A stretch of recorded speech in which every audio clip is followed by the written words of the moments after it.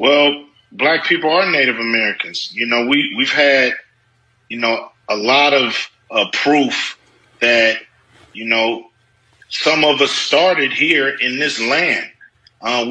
Everybody wasn't brought over from Africa. What are they doing here? They're Indians.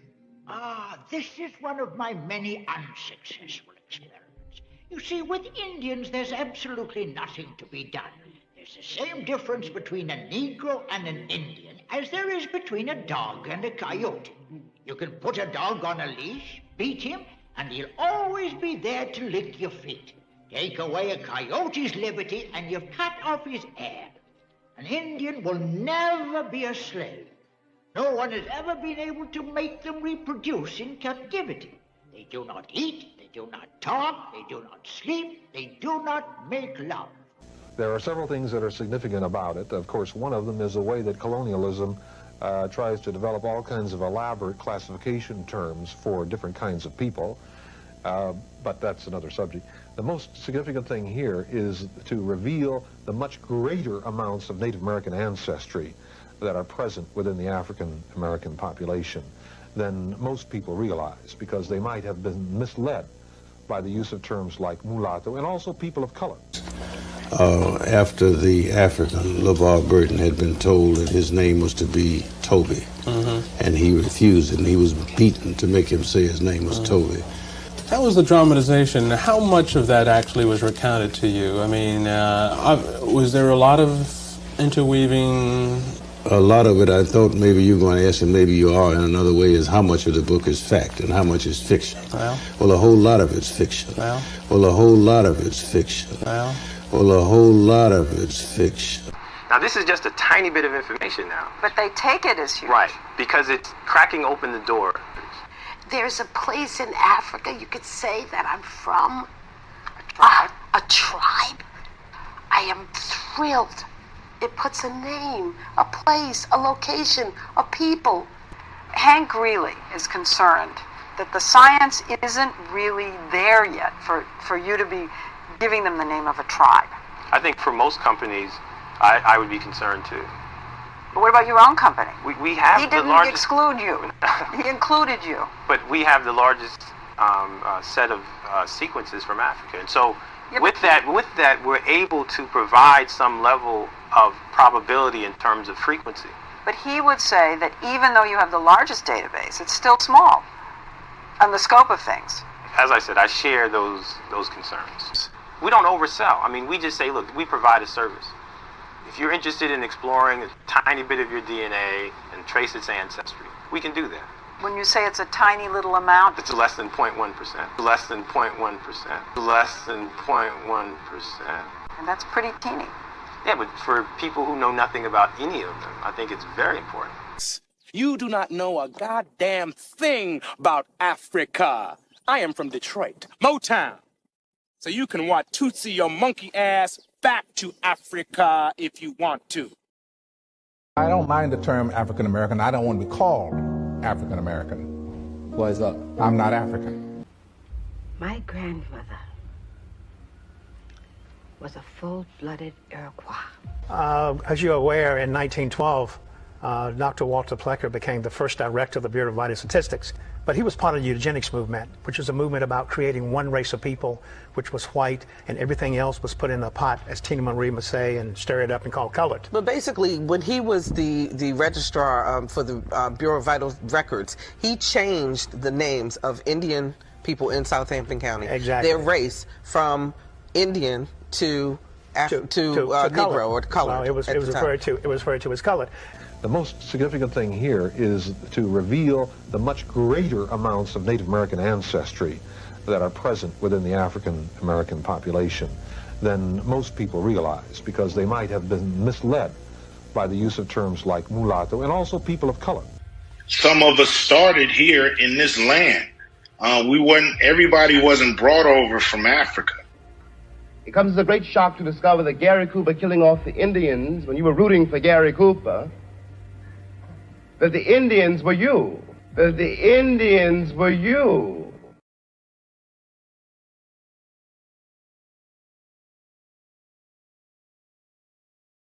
I don't mind the term African American. I don't want to be called African American. Why is that? I'm not African.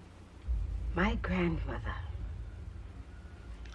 was a full-blooded Iroquois. As you're aware, in 1912, Dr. Walter Plecker became the first director of the Bureau of Vital Statistics, but he was part of the eugenics movement, which was a movement about creating one race of people, which was white, and everything else was put in a pot, as Tina Marie would say, and stir it up and call it.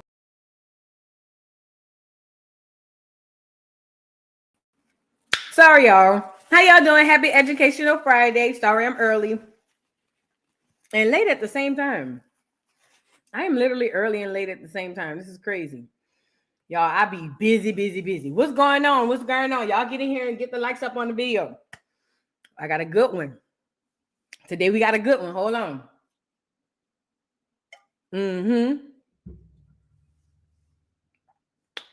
We got a good one. Get the likes up on the video.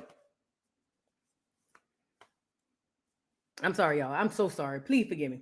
But we got a good one today. So we are going to talk about today George Jackson. A lot of you may have heard of George Jackson. I'm not going to lie. Up until about earlier this week, I had never heard of George Jackson. I just hadn't. It never popped up on any of my stuff, right? But I was at work bored. We can't have our phones in the doggone thing. So I just decided to log into YouTube. And when I didn't log in, I'm sorry. I decided to open YouTube. So it was an open algorithm. And they popped up with this person, George Jackson. And I love me a great good old documentary. I live for old school documentaries, okay? So when I saw it was in black and white and there were black people on there, immediately my finger went to clicking. I need to go see what's going on. Best information you can get comes out of these old docs, okay? So, yes, okay, Miss Parker asks, hey, boo, have you heard of Chief Warhorse? Yes, I have. She's Chata from Louisiana. Yes, I talked to her on the phone years ago. She's so sweet. I bet she will come on your show. Yes, I have heard of her. I've seen her on multiple things, and multiple platforms. She is a Indian chief. I want to say she grew up in around St. Rose. But somewhere out there in the bayou portions of Louisiana, you do know, I mean, a lot of y'all know that Louisiana was full of black Indians. It's just the ones there now, a lot of them don't know that they are today. But yes, I do know Chief Warhorse. My aunt, my grandmother's sister, her nickname is Warhorse. That's crazy. Then when I started coming into the Indian, I said, okay, yeah, but my grandmother's sister's name is, her nickname is Warhorse. But yes, I do know her, and I would love to interview her if I can get her. Yeah, I'll probably try to reach out. If anybody know her, let me know. But I would love to interview her. But yeah, so back to George Jackson. George Jackson. So, where was I going? Oh, so I love me a good old black and white doc. So when I click on George Jackson, I see it in relation to Angela Davis. Are you guys familiar with Angela Davis? Who knows Angela Davis? I don't know if y'all know this, and this is I'm today years old realizing that these things were connected. That's what makes it so weird. Let's go get Ange on here. Angela, and I had wrote her down to do something about her too. So it just so happened that I ran across this and found out literally everything I needed to know. Ain't that weird? All right. Let me show y'all Ange. This here is Angela Davis. A lot of you may or may not be familiar with Miss Davis.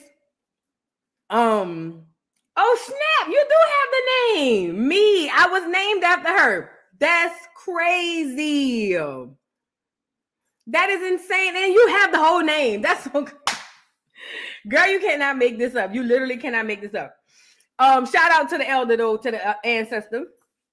But this here is Angela Davis. Now, I always knew that she was fighting stuff with the government. I always knew that she was part of the Black Panther Party, or had some sort of association to the Black Panther Party.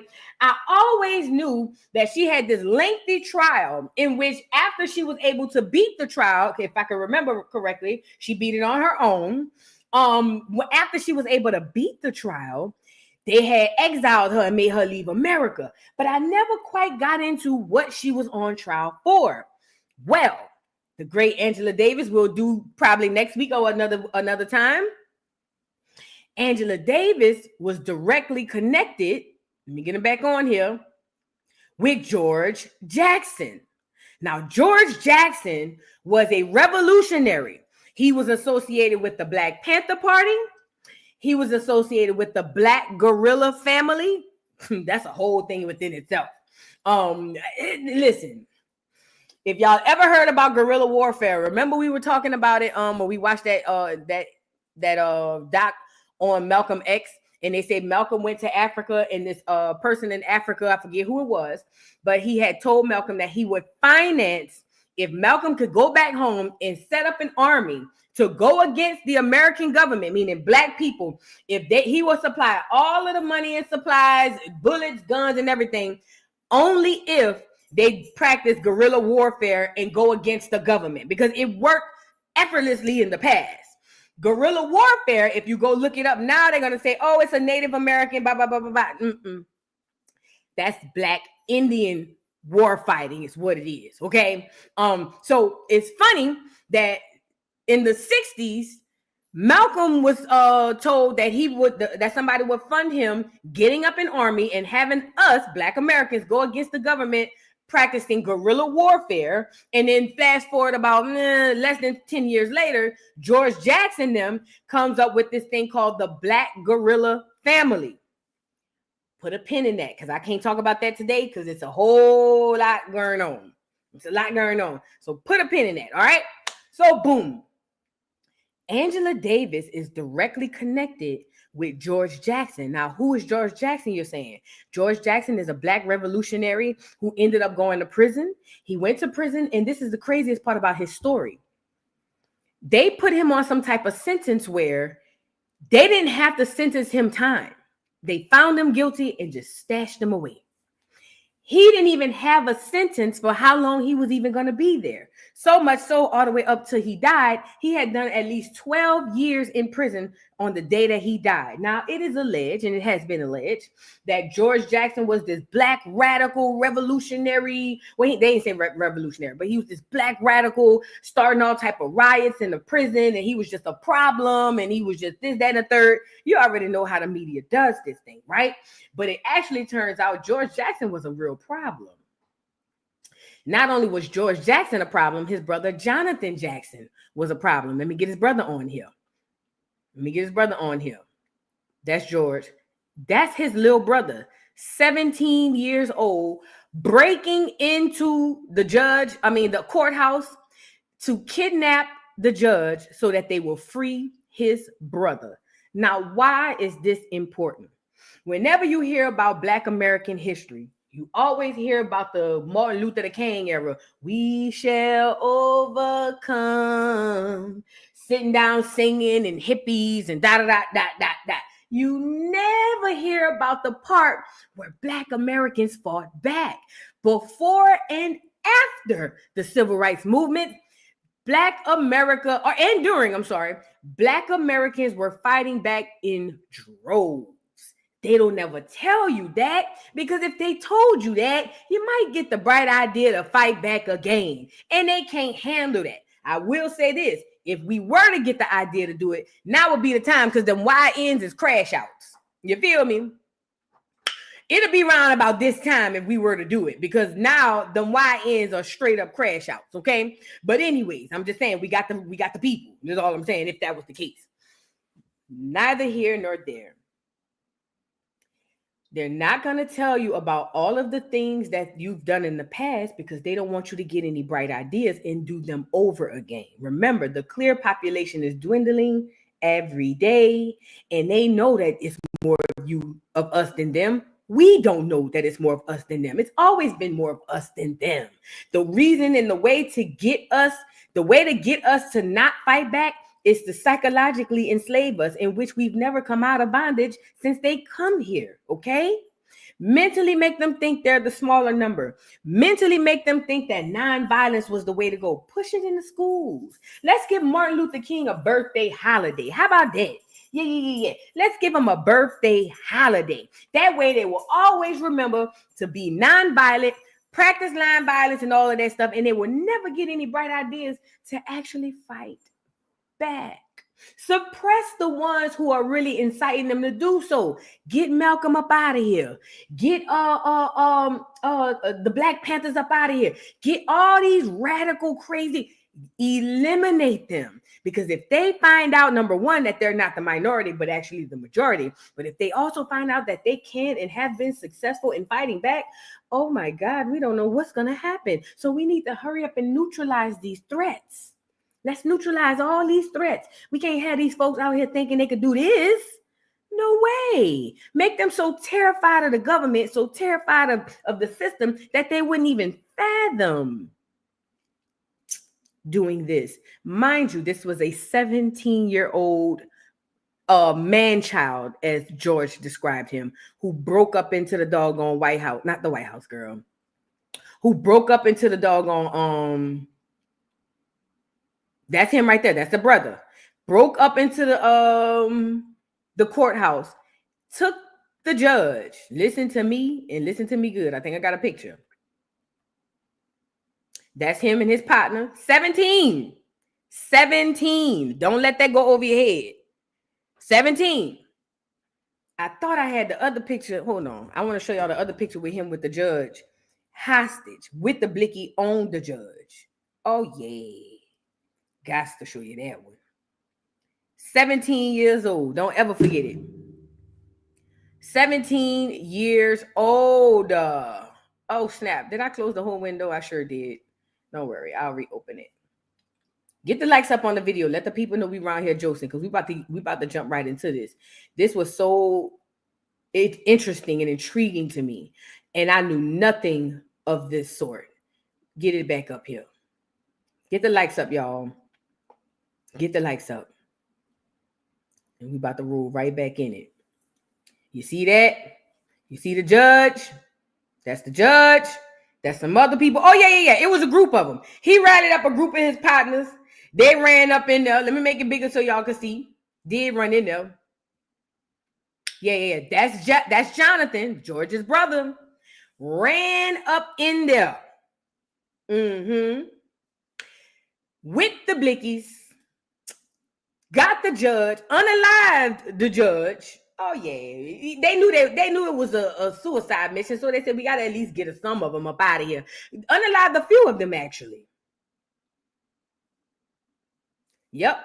This was all at San Quentin prison. Let's get into, girl, listen, this is a lot. And guess what? They were well within their rights to do so, because they were unlawfully detained, especially the brother, because they hadn't given him a sentence yet. They just had him sitting for 12 years straight. But, another gag. Angela Davis, it has been alleged that was her little boo. He wrote many notes to her, telling her how he thought about her all day long. Oh, and by the way, she was actually connected because it was her blicky. One of the blickies they had belonged to her. So they were trying to get her up out of here too. And they tried her under the same thing. Free Huey, all that other stuff.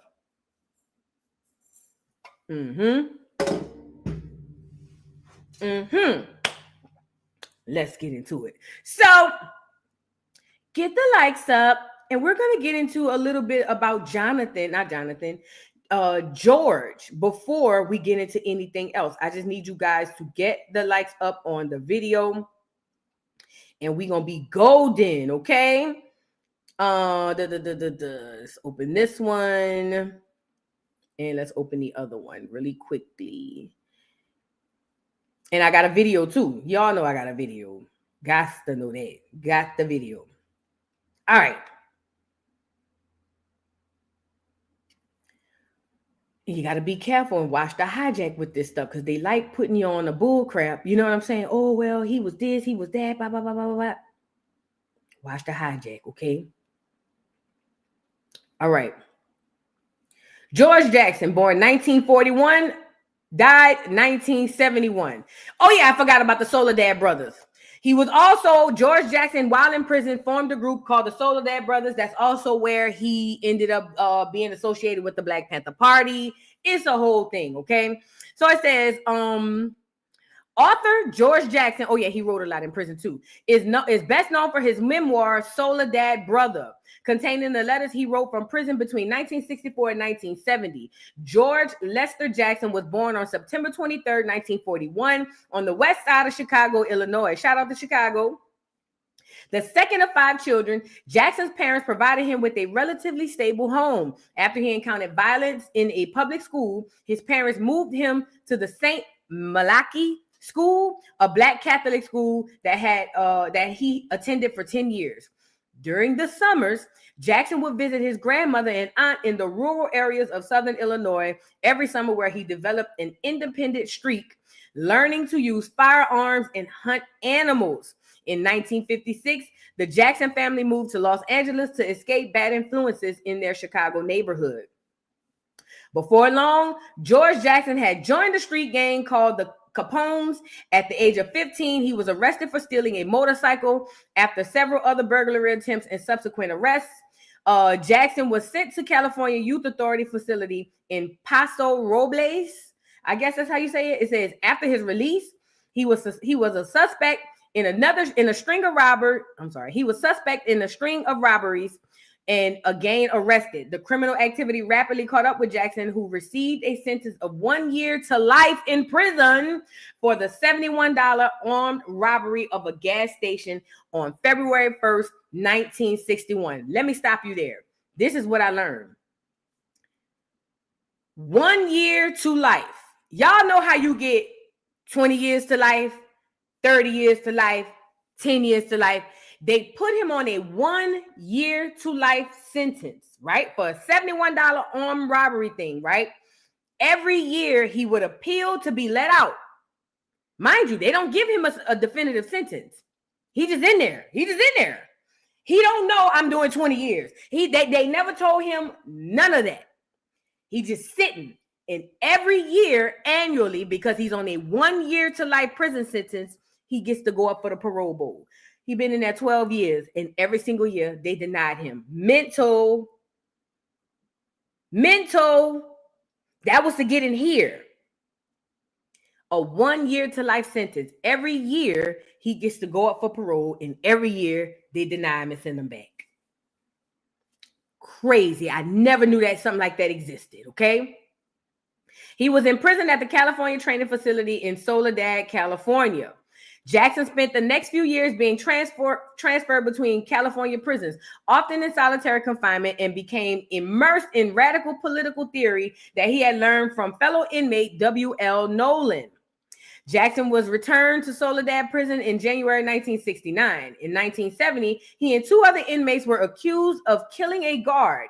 The 3 inmates became known as the Soledad Brothers. A collection of Jackson's letters was published as Soledad Brother, The Prison Letters of George Jackson, 1970, which rapidly gained popular mainstream support.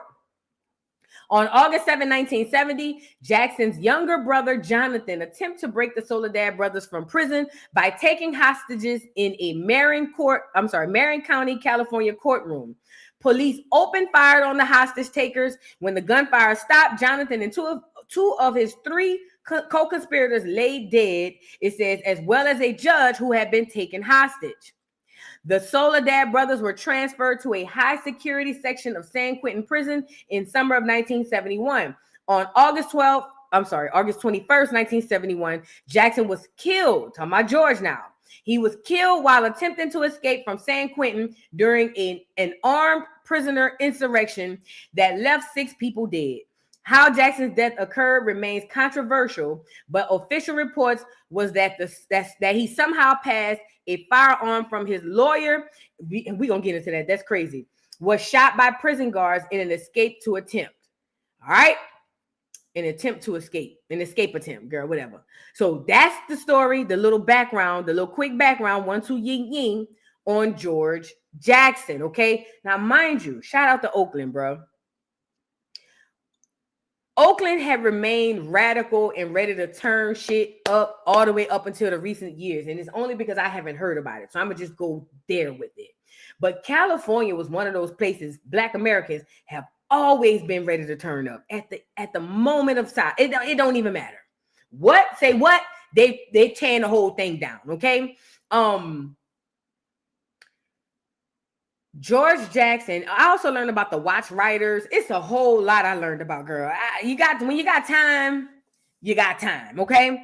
But what I'm learning is these people like George Jackson was done dirty by the government. And if you ask me, I think that they were done dirty like this because they needed to suppress some things. And the things they needed to suppress, and the people, remember, the FBI allegedly said that J. Edgar Hoover was saying that he was afraid of a black messiah rising. Okay. They didn't want that. They couldn't handle that. That couldn't be a thing. So anybody who looked like they could have been a rise or a messiah, they got him up out of there. And all a messiah is a person who ushers in change and, and lead the people. Okay. I want to show y'all something else about the Black guerrilla family.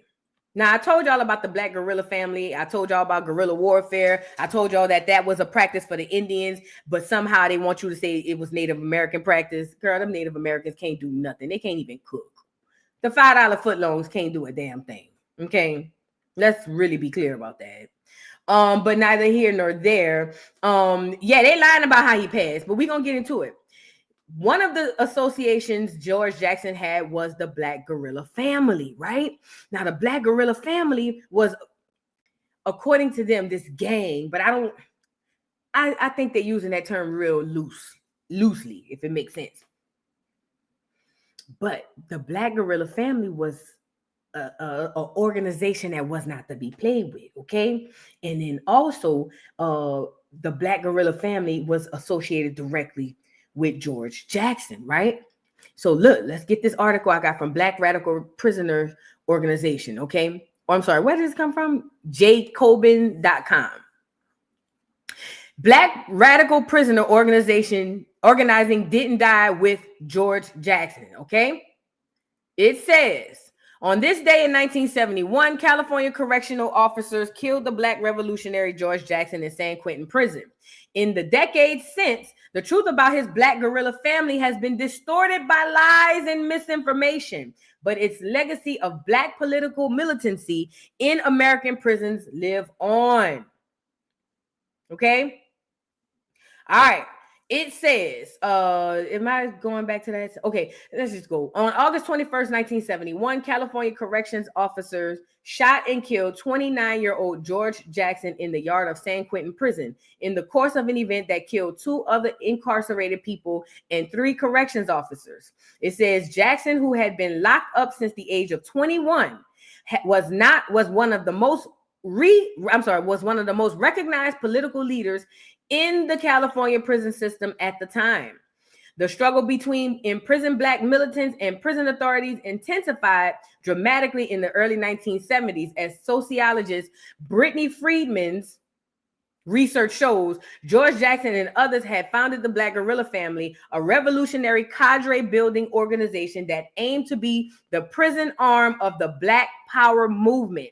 Just a year before, following the killing of the imprisoned Black militant W.L. Nolan on January 13, 1970. So by now, they organize and they getting the Black guerrilla family in prison, and they are to basically fight on behalf of Black people, especially at the height of the Black Power movement. I'm so sorry. Nolan, that's his partner, widely respected by other prisoners for his intelligence and political leadership, had been gunned down in the yard at Soledad State Prison after correctional officers engineered a confrontation with Nazi prisoners. A few months later, the officers responsible were acquitted by a grand jury, and a different Soledad officer was killed in apparent retaliation. Jackson and 2 other Black militants were charged with the officers' murders, it says, despite a dearth of evidence against them. Now, mind you, what they don't know is about this too. The Black people in the prisons didn't play with them Nazis over there. As a matter of fact, they separated them for the safety of the Nazis, not for the safety of the Black people. Let's be clear.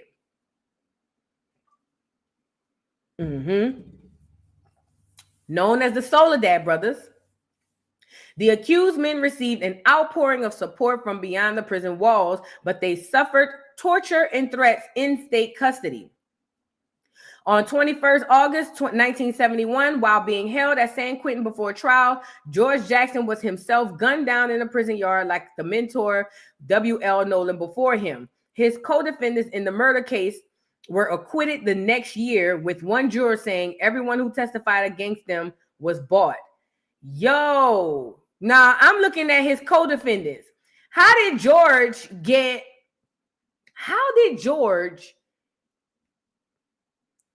killed, and then the next year all his co-defendants get acquitted? It's giving optees.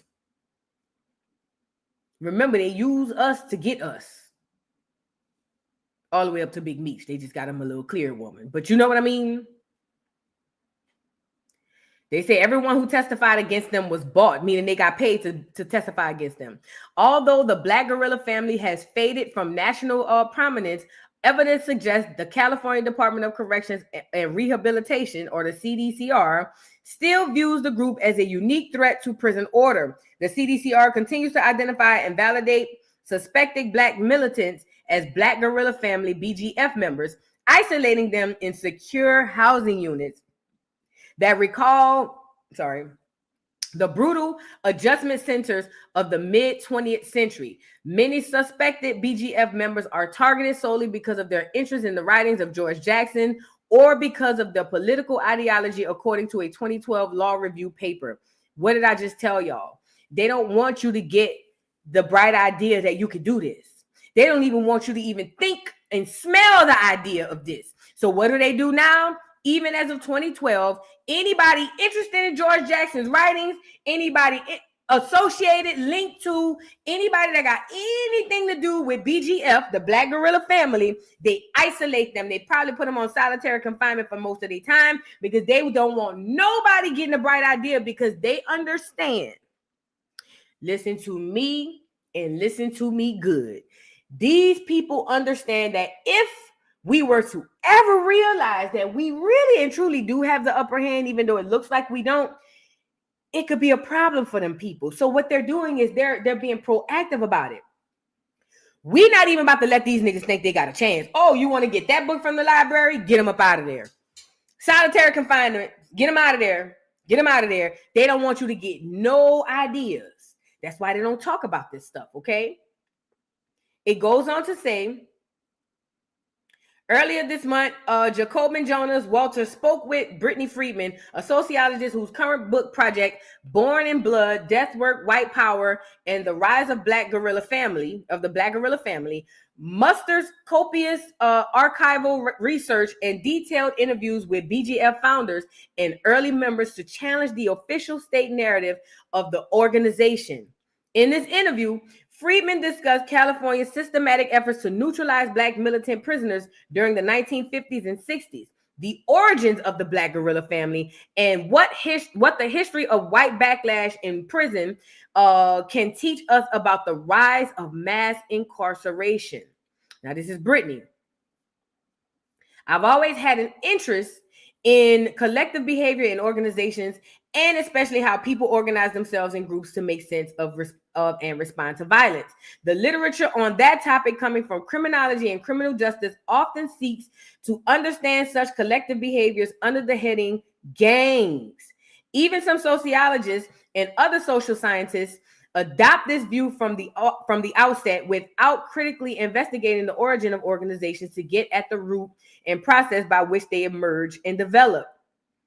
Approaching collective behavior with a blanket gang framing uncritically reflects the state narrative, which consequently functions as a way to justify state repression and systematic violence, most often against communities of color, Black people.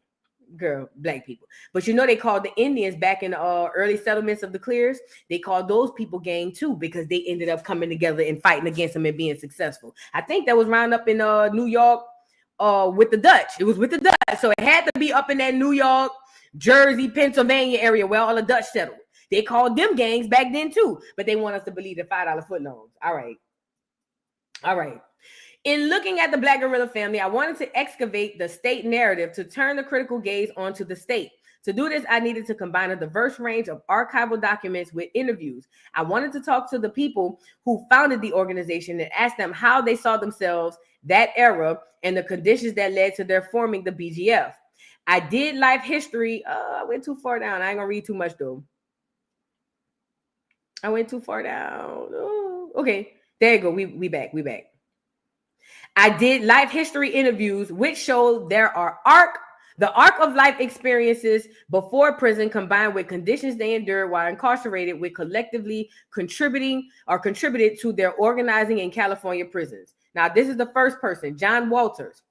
Most scholars date the beginning of mass incarceration to the 1970s after the passage of the Omnibus Crime Control and Safe Street Act in 1968. But your story starts in the period immediately before that, in the 1950s and 60s, when the California Department of Corrections, or CDC, began segregating Black militants in adjustment centers. Why do you locate the beginnings of your story there? It says, yes, the incarceration of Black people rose significantly in the 1990s, but it can be easy to forget. For example, that as early as 1960, Black men were 5 times as likely as white men to be incarcerated. If we emphasize systematic white backlash against the Black freedom struggle as a decisive factor for the development of mass incarceration, then we have to shift our timeline to when different branches of law enforcement began systematically implementing policies to repress Black political activity, and showcase how this expanded the capacity of the carceral state before 1968. She said, I found evidence from institutional records that the systematic effort to eliminate the Black freedom movement in terms of rolling out protocols to identify, track, and neutralize Black militants while in prison and after their release began as early as the late 1950s in California, possibly sooner. Remember, J. Edgar Hoover said, we fear a Black Messiah. The government fears a Black Messiah. So they're being proactive with this thing by start locking niggas up. Let's separate them, lock them up. We don't know what's going on. We're not about to chance it. Anybody you see, get them up out of here. You know what it make me think about? What's the guy's name who went to prison? Black dude. In the last few years. They say he was running a cult. Not Nature Boy. It's another dude. He had locks. They say he was running a cult. I can't remember his name. One of y'all gonna know it, but it reminds me of him. That boy didn't do nothing. All of a sudden, you turn around, they got trumped up charges on him, and then boom, he's locked away in prison for X amount of years to stop the momentum. This is what they do. This is literally what they do. This dude is he's so smart too. I watched a lot of his videos in the past. I just cannot remember his name. Y'all know how I am with names, but this is what they do. They take and separate you and lock you away because they cannot have you having any type of influence on the masses. Period. Okay? So let's really be clear about that.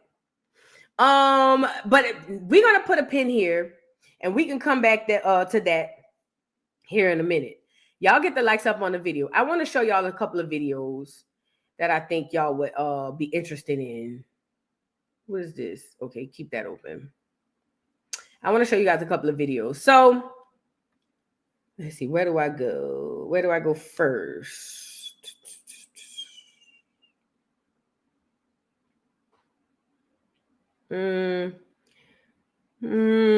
Let's just go to the which one of these I said let me see. I gotta click on it.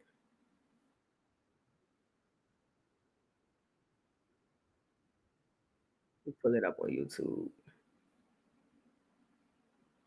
Now, is this okay? No, let's go back. Sorry, y'all. Sorry, I've sent a bunch of videos to myself because I wanted to kind of do this in a certain way. Y'all get the likes up on the video. Okay, not that one, not that one, not that one. It's gotta be this one. Okay, yeah, this the one.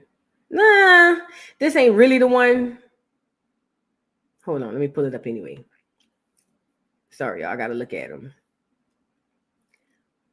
I'm gonna open one more because I'm pretty sure it's got. If this ain't that one, It ain't that one. It's gotta be this one then. It's gotta be this one.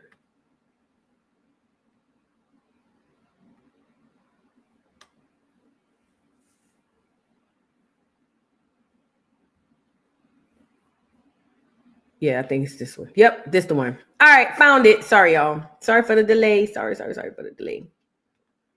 Get the likes up on the video. I'm going to show y'all something. Now, here's a documentary on, it's called The Day of the Gun. And this is on George Jackson and what was going on around that time. I believe that it's something sinister too. I believe that these clear people see that there are multiple messiahs that can rise amongst us. And I believe that they watch us. And I believe that when they see said messiah, they get them up out of here. I don't care if it's sickness. I don't care if it's jail. I don't care if it's death. I believe that's how they really roll with us. And that's what they do. Okay. No, not Yaki. I'm gonna figure out his name. I promise you I am. I'm gonna figure out his name. Good evening. I'm Belva Davis. Welcome to the world premiere of Day of the Gun. As a television journalist reporting on the explosive events of the 1970s, I saw firsthand the Rashad Jamal. That's his name. Somebody put it in there. Rashad Jamal. That's who I'm talking about, Gigi. Thank you so much. Yes, Rashad Jamal. That's who I was talking about. Yes. Sorry about that. I didn't mean to cut y'all stuff off. My bad. That's what I was talking about. fierce and prolonged struggle which engulfed America and the Bay Area. I covered the free speech movement in Berkeley, the emergence of the Black Panther Party, the anger, protest, and riots of the anti-war movement. Those were dangerous and fearful times. One of the most brutal moments occurred at San Quentin prison in August of 1971, when inmate revolutionary George Jackson obtained a gun behind prison walls. The consequences were deadly. To this day, it remains a story filled with mystery and suspicion. Because tonight's special contains graphic pictures and descriptions of violent events, viewer discretion is advised. Now, Cron 4 presents Day of the Gun.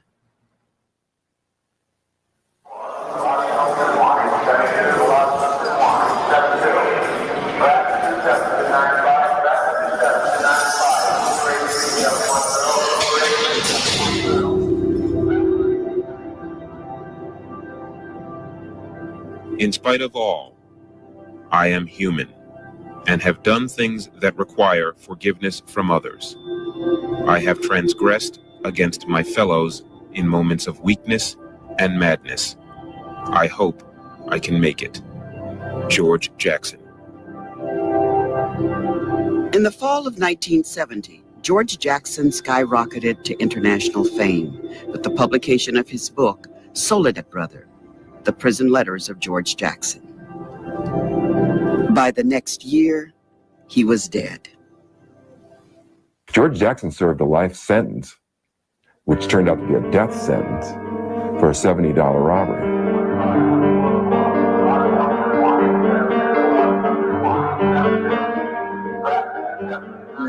The story of George Jackson is a story of the dark side of America. In August of 1971, when Jackson was a 29-year-old inmate at California's San Quentin prison, he became the central figure in the prison's bloodiest day.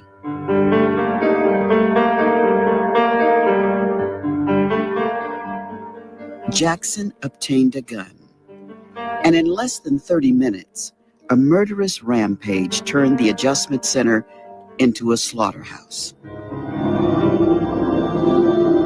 6 men, including Jackson, were killed.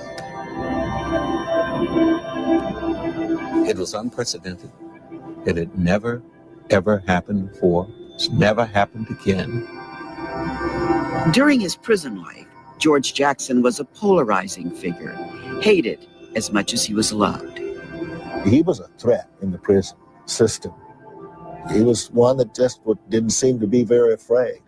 He was defiant, he was proud, he was a revolutionary. George Jackson was a thug. My guess is that he stole lunch money from his grade school associates.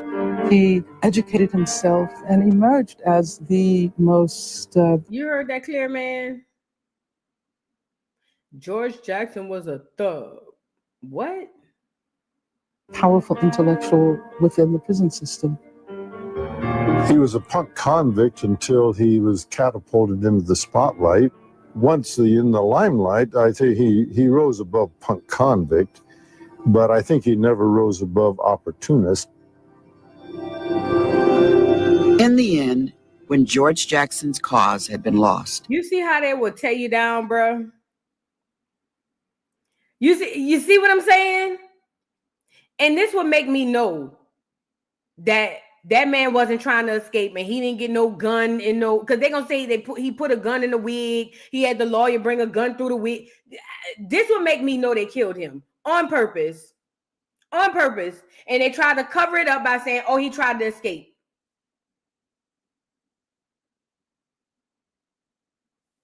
That's, boy, the devil gonna show their hand, huh?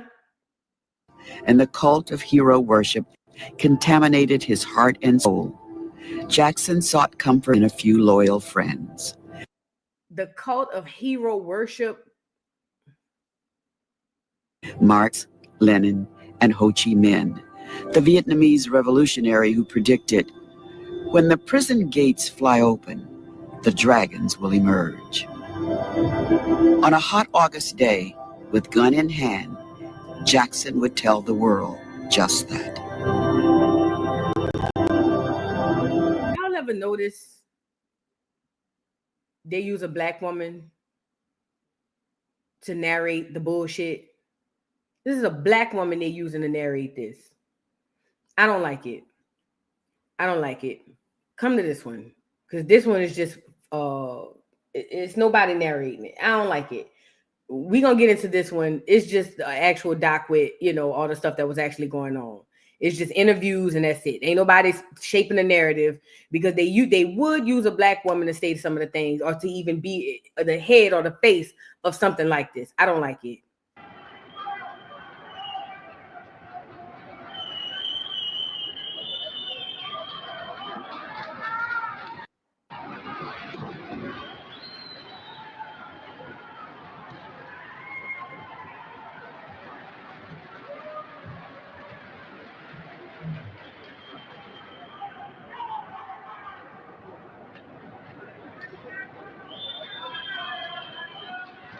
Think about life. Tell them about the gun line, boss. That's what they're gonna say, that he tried to cross the gun line by jumping the wall.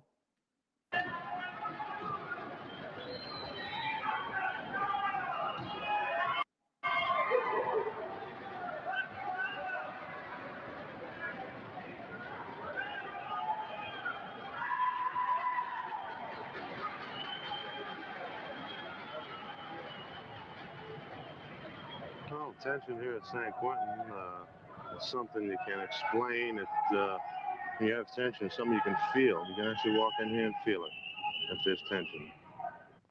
We have the Ku Klux Klan and the Black Panthers who would like to get at each other's throat and who use every opportunity to inflame racial tensions. Well, we have different groups in the institutions such as Nazis, Black Panthers. Nazis? Nazis. What are they? Well, they're just a group of fellows. Now, I don't know. Some of them are pretty good people that I have to deal with. Now, First of all, this is the introduction to the world of the Nazis. The man asked him, well, who are they? Oh, well, just some fellas. Some of them are pretty good people.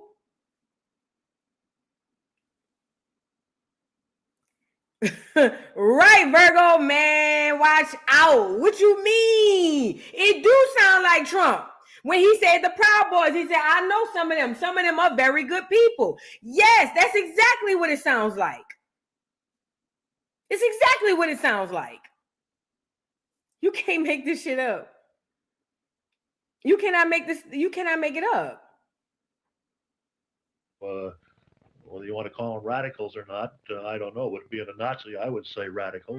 Maybe divided racial groups, the Mexicans being on one side, all the brothers be on one side, all the whites be on another side, you know, and it's constant tension, you know, in this yard. It's constant tension in this institution. I imagine it's constant tension in every institution around the world, you know, but I believe more so here. Like I said before, I don't exactly know why, you know. It's like just the smallest incident, some of the, you know, the simplest thing can touch off a race riot or some kind of riot, you know. When the white sticks a brother, then it's automatic retaliation.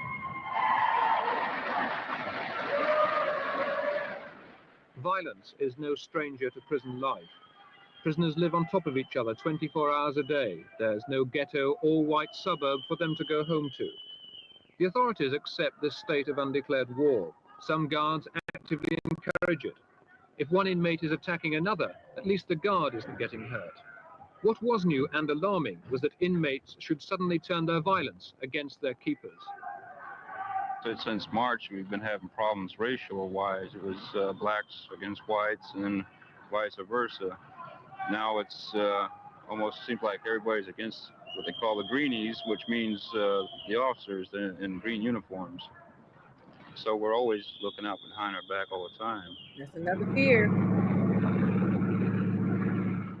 Last week, 3,000 miles away at Attica Prison in New York, prisoners turned on the guards, took them hostage, and demanded an improvement in prison conditions. For 4 days they held out, openly displaying their hostages in the prison yard. Damn. While negotiations went on inside, 500 state troopers stood by outside the prison.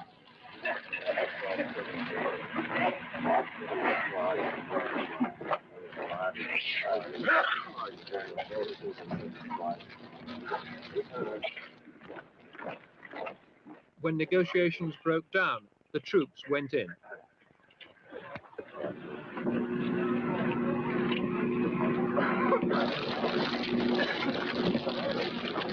All the white boys.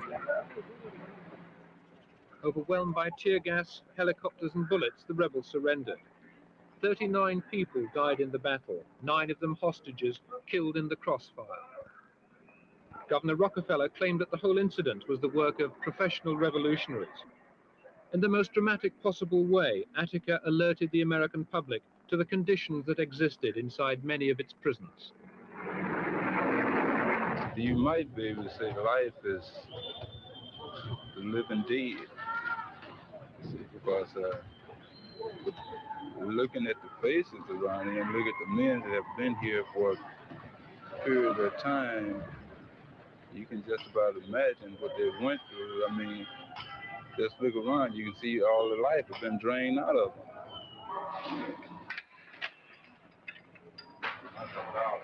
Tension had been mounting here at San Quentin prison for several months.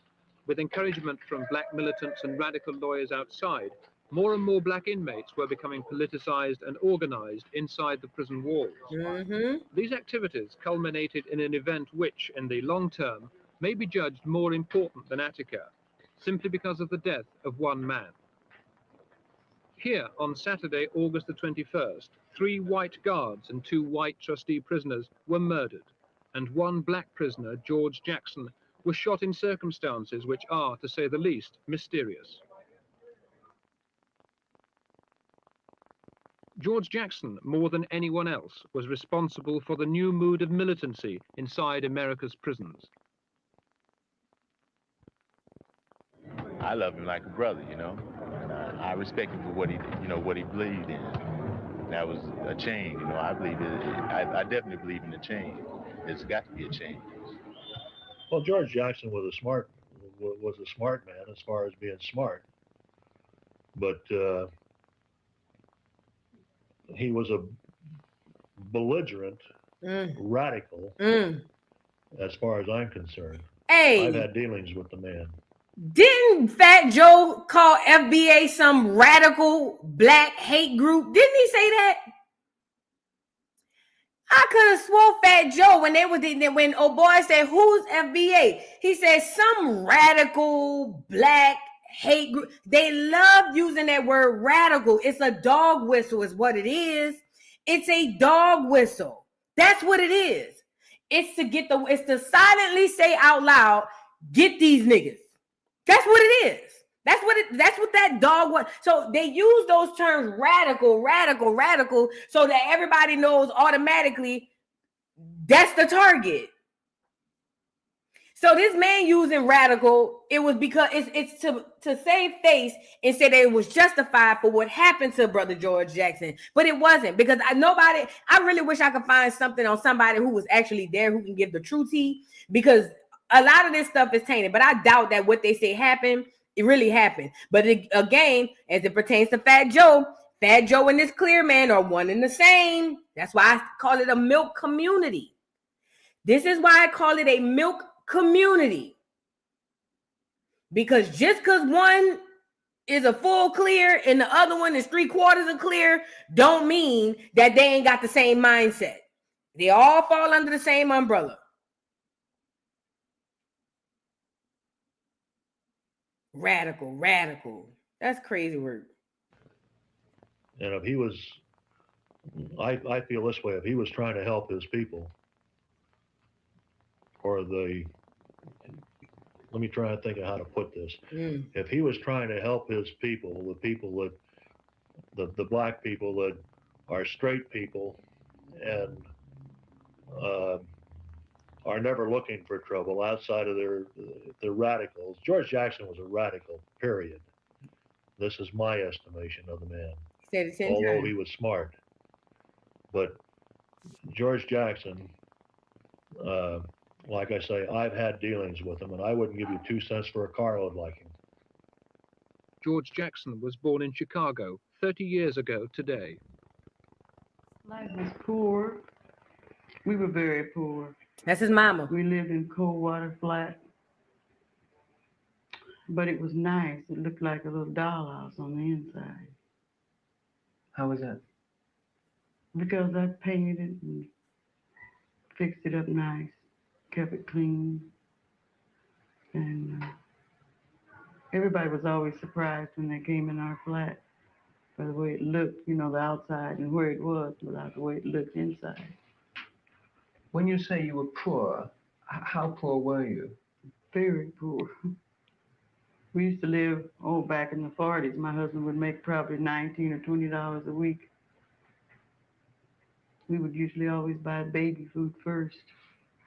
And if anything left, we'd buy something for ourselves. If it wasn't, we wouldn't. That's how poor we were. Did George ever talk to you about the fact that he was black and you were black and that you were a poor family? Did he ever discuss that with you? I used to talk to them about it.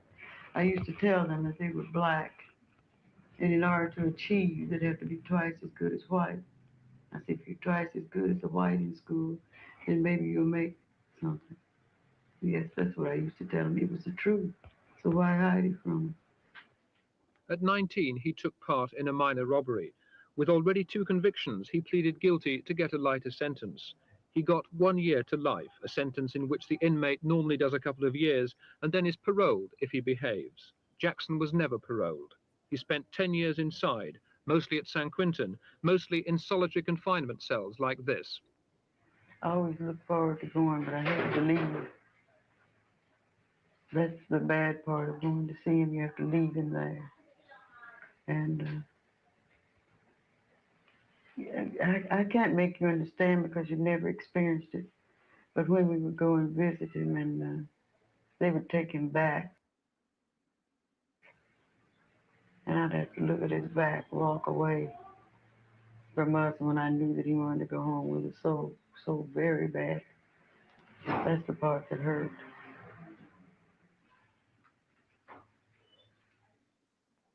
For 10 years, Jackson read and wrote constantly. Prison was his school. His letters were collected and published in a book.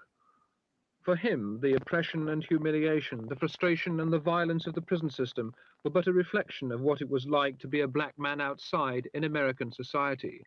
Prison made George Jackson a revolutionary. Violence he saw as the only instrument of change. Overnight, his letters made him an idol of the left and a respected literary figure.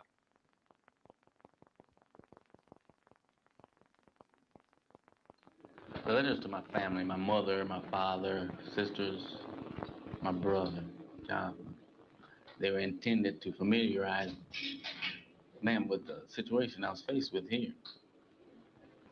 Of course, here in prison, we see the repression, the exploitation, the victimization of lower class people. Jackson's political education was aided by one of those strange liberal quirks in California law, which allows a prisoner mental, if not physical, freedom. Any book, revolutionary or otherwise, that the prisoner requires, the prison authorities are bound to let him have. Isn't one of the ironies that you can lock someone up for a long period of time and yet to give him access to any revolutionary material he requires? Thereby, don't you create a revolutionary? If we put a man in a cell, and by his nature of his acting out, we are required to keep him in his cell, then we feed him all the revolutionary works, and George Jackson had, I guess, 100 or more revolutionary works. Of course, it gives him nothing else to think about. He's not concerned about bettering himself. He's only looking forward to the day when he can get out and become a true revolutionary. Y'all notice the goal is to stop the revolutionary? Y'all notice that's the goal. And then what the reporter was trying to say with asking the question is, you have this whole thing now since George Jackson where you don't give inmates revolutionary books and stuff, but don't you think that that creates a revolutionary? Like, don't you think that creates the mad person to come out and want to pop you upside the head? But his theory is no, because if I give them all the revolutionary books and articles and things of that nature, then they really gonna get out here and pop us upside the head. But the fact of the matter is that when the people are there, when they arrest black people, in particular black men, and they put these people behind these walls, put them out in solitary confinement and all that stuff, and y'all be seeing them videos where they be spitting at the guards and all.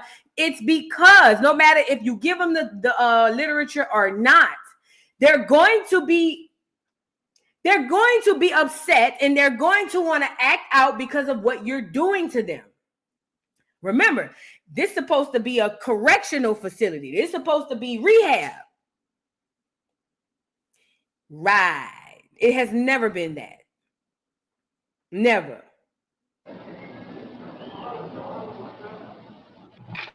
You guys want to step on the chair?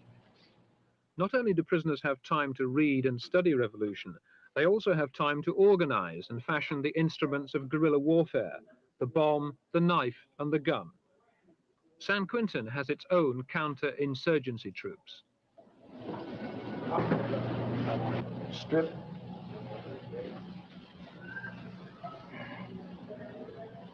Take your pants off.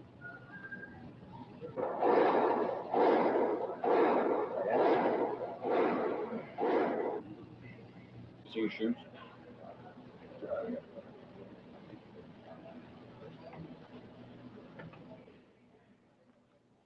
These are the kind of weapons they're looking for: zip guns, knuckle dusters, knives and hatchets. They may be crude, but they kill.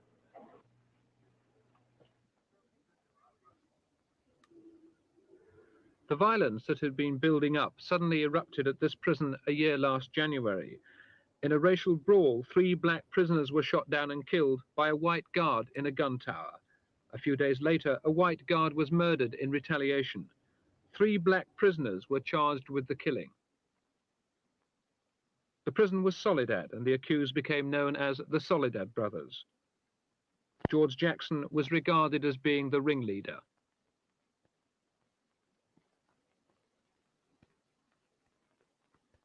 Was the incident for which you're charged now, was it a revolutionary act on your part? You're asking me to confess to something? As a Unless you want to, did you kill a man? He was so cute. Look, one of the most important elements of guerrilla warfare is to maintain secrecy. I've killed nobody until it's been proven, and they'll never be able to prove anything like that. Legal proceedings seemed to drag on endlessly, getting nowhere. In anger and frustration, George Jackson's 17-year-old brother Jonathan walked into the Marin County courthouse where 3 black prisoners from San Quentin were on trial. He threw them some guns and with their help took the judge, a district attorney and some of the jury hostage in an attempt to ransom his brother.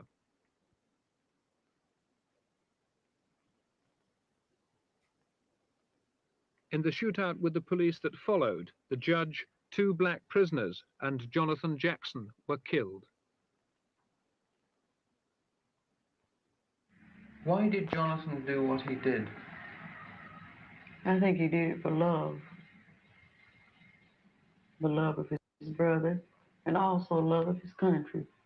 I think he probably, I try not to analyze him, because there's nobody knows what he was thinking except Jonathan. But I think he did it for love of his brother and his country. He was trying to wake the people in this country up to the fact that black people had nothing. You have nothing in this country. And he was trying to illustrate this to the people. That's what I think. Go ahead, Mama. Did Jonathan know that he would probably be killed in the attempt? I think he probably knew it. Come here. I'm pretty sure that he's intelligent, and I think that I would know that I would be killed if I tried something like that.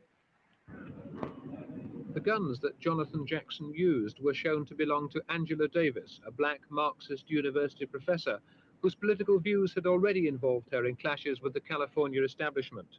She'd become a leading figure in the campaign to free George Jackson, and it was said George's brother Jonathan had become her bodyguard. A nationwide manhunt followed, and Angela Davis was put on the FBI's 10 most wanted list. Several months later, with hair cut off and glasses changed, she was arrested in New York and sent back to California to stand trial. Man, they treating her like she did the shooting. Trial proceedings started at the Marin County Courthouse where the shooting had taken place. Angela Davis was very close to George Jackson. They were more than just revolutionary comrades. Some of the most intimate letters in Jackson's book had been addressed to her.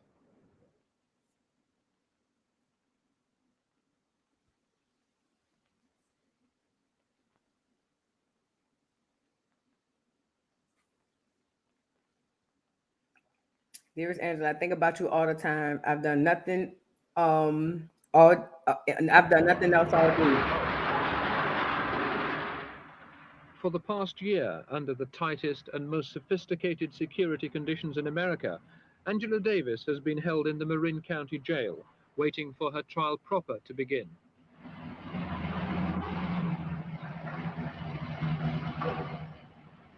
She had not been allowed to give any television interviews. Our attempts to film an interview with Angela Davis are perhaps the best possible indication of the kind of fear and tension that surrounds her. After prolonged haggling, permission was granted for the interview to be shot through a soundproof, bulletproof screen. I was to be on one side, and Angela Davis was to be on the other. Our only means of communication was to be via the telephone.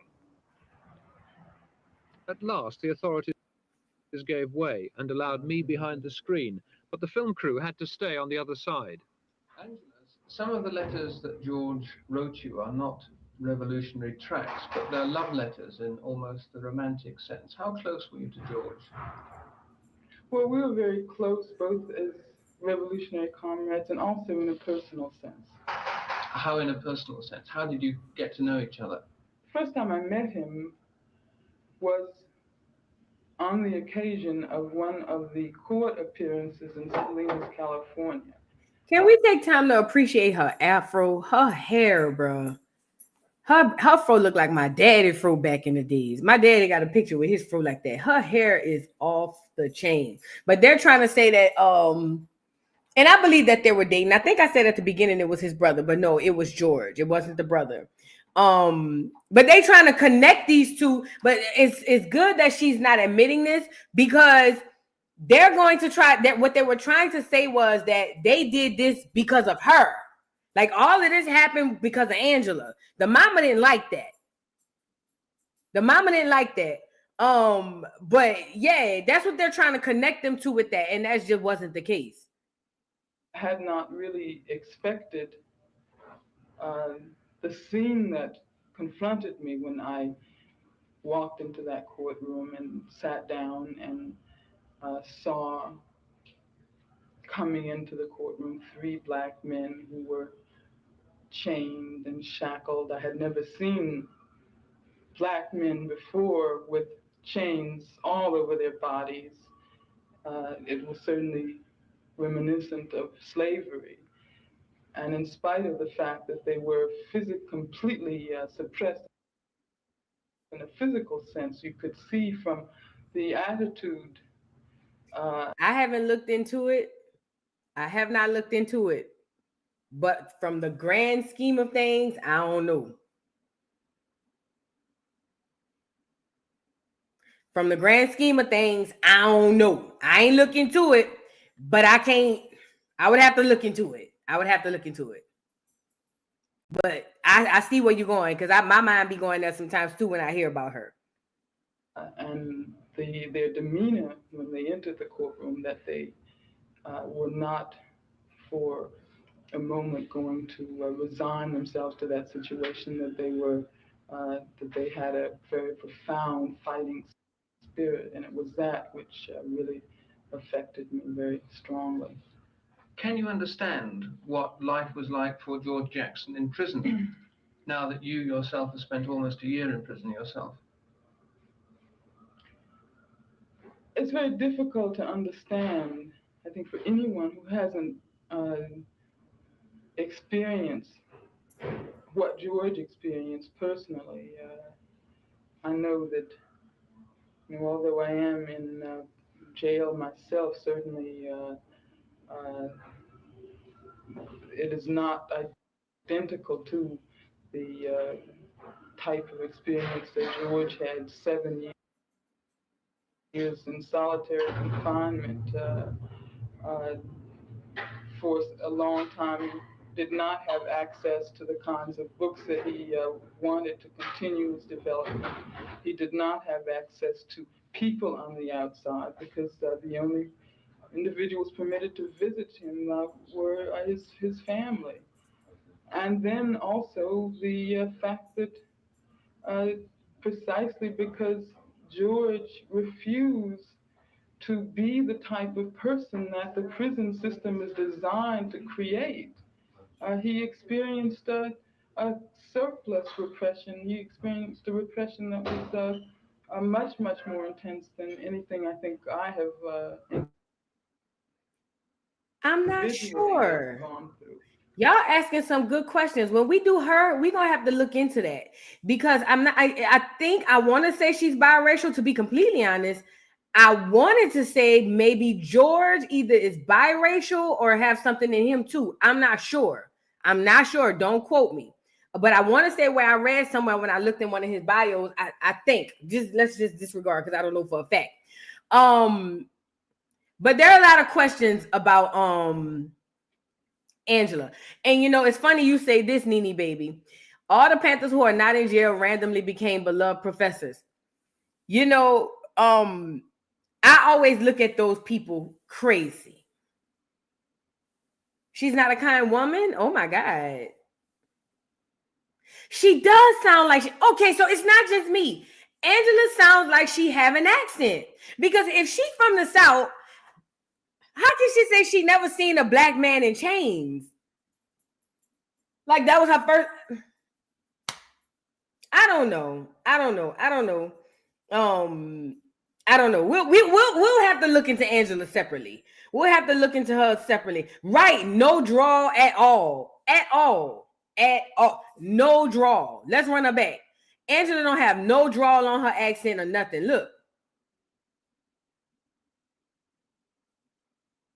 In jail myself, certainly it is not identical to the type of experience that George had. 7 years in solitary confinement. For a long time, he did not have access to the kinds of books that he wanted to continue his development. He did not have access to people on the outside, because the only individuals permitted to visit him were his family. And then also the fact that Precisely because George refused to be the type of person that the prison system is designed to create. I don't know, y'all. I don't know. I don't know. We'll look into it. We'll look into it. Let's just table it right now. We'll look into it. Yeah. Remember, this was the time for COINTELPRO. They were putting people in places. That's all I'm gonna say. Yeah. Let's table that. We'll come back for Ange. He experienced a surplus repression. He experienced a repression that was much more intense than anything I think I have individually gone through.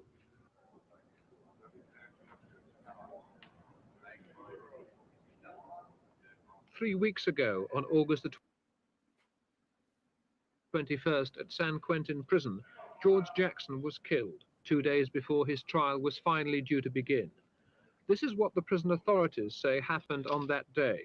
Stephen Bingham, a radical young attorney, came to visit Jackson and passed through a metal detector like this, which bleeped.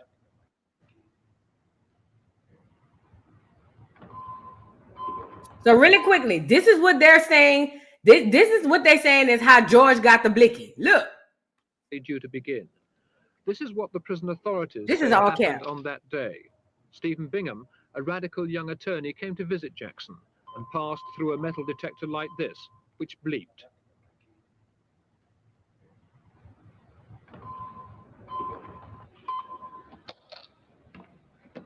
His briefcase was searched and found to contain a tape recorder. Hidden inside it, say the authorities, was a gun like this. Bingham was also alleged to have smuggled in an afro wig, under which Jackson was to hide the gun to get it back to his cell. Girl, this don't even make sense. Jackson then walked through this door, so the authorities say, across the front courtyard of the prison and back to his cell in this block.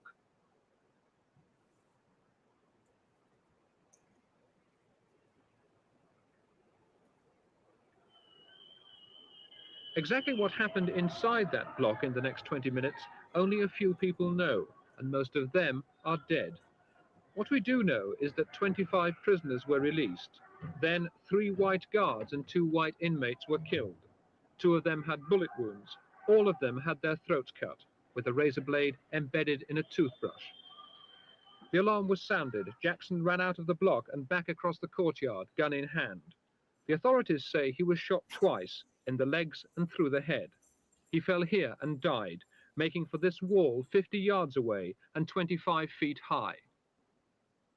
That's the official version of Jackson's death. Now, this is what I want to know. Y'all look at this wall. Do it look like, think about it. Just put yourself in the mind of a person. George Jackson wants to escape. It's a riot going on all around him. And he gets the blicky, hit a couple people with it or whatever the case may be. And he's going to escape. He ain't got no rope. He ain't got no ladder. He ain't got none of that.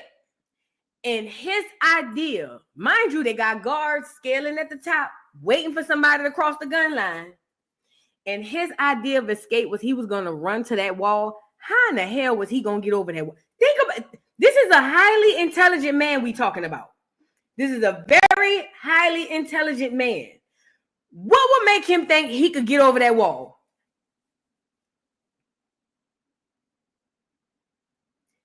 Right, Niecy, listen. If you smart enough and intelligent enough to do all of this, but you gonna climb the wall, how he gonna get up the wall? This is a real question, and you ain't even gotta be smart. You just gotta have a regular brain. How in the mother F is he gonna get up the wall? Mind you, remember, they said that he incited the riot, and this is a lone man operation outside the attorney who slipped him the gun. Come on, man. They definitely lying. It's really sad, but anything to justify the bullshit. It's survival.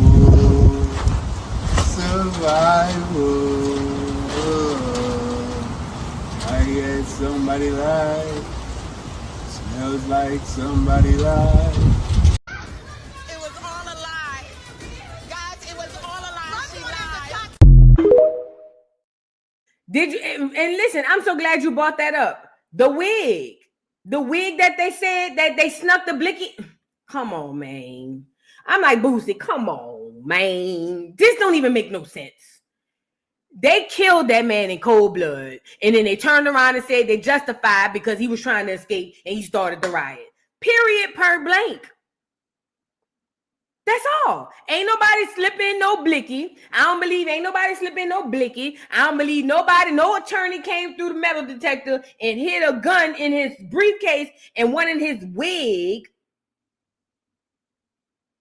and got all the way through there, got Jackson the gun, got George the gun. George get all the way back to his cell, somehow get out the cell, come back, riot start. He start the riot. He got blickies on everybody. And then all of a sudden he see his way to freedom, which is that wall right there, and say, I can make it. Stop the cap. Stop the cap. They killed that man in cold blood because he was doing too much. Once he got international notoriety, listen, once he had international attention through his book, The Soledad, brother, they said he got the gold. Remind you, he had only written the book a year prior to this. It's one thing if everybody in Cali know him. Hell, it's another thing if everybody in America know him. This nigga was reaching people internationally. He gotta go. He gotta go. That's just that on that. They'll never say that, but that's what I believe. Several questions. I saw Jackson's body shortly after the shooting. I saw more wounds than the 2 that the authorities had stated. This week, they say he got shot 2 times. The man said he saw way more wounds than that. The pathologist finally published his report. Jackson, he said, was shot in the back. The bullet traveled upwards and out through the top of his head. This conflicts with the authorities' story. But yesterday, San Quentin still maintained that Jackson was shot from above, from a gun tower. Who killed George Jackson? I don't know. I don't know by name, and I wouldn't tell you if I did, because this would be a matter, again, that goes before the courts. But he was killed by rifle fire from one of our armed posts.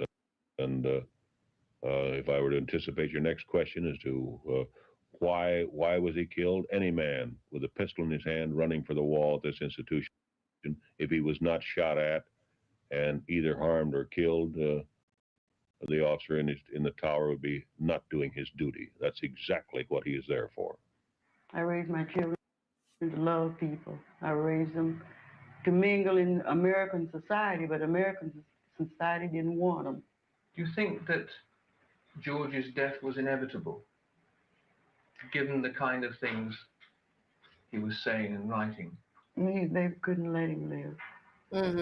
Wouldn't be any way possible for them to let him live. He's a black man. They're afraid that people will begin to listen, and they had. People all over the world had begun to listen to George, and I certainly know the people in this country had. That's the reason why they framed him to be murdered the way he was. Talk, man. Try to discredit everything that he had said. To try to paint him as an insane maniac, an animal. Talk. That was the reason for it. Could he be violent? Only if people were violent to him. I can be violent also, and I imagine so can you. Ain't good. You see, that's the whole story of America. Get them. They take their violence and turn it back around on somebody else. I don't have to talk about American violence. You can look all over the world and see American soldiers everywhere fighting in other people's countries and killing them. So if I were running the country in America, I wouldn't open my mouth about violence. Check.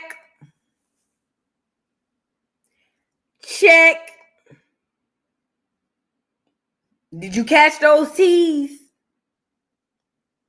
She said they knew that they couldn't let her son live because he got world attention. World attention. I know they wasn't gonna let him live. She already spoke on the other son. She said he did what he had to do because he loved his brother and he loved this country. Period, point blank.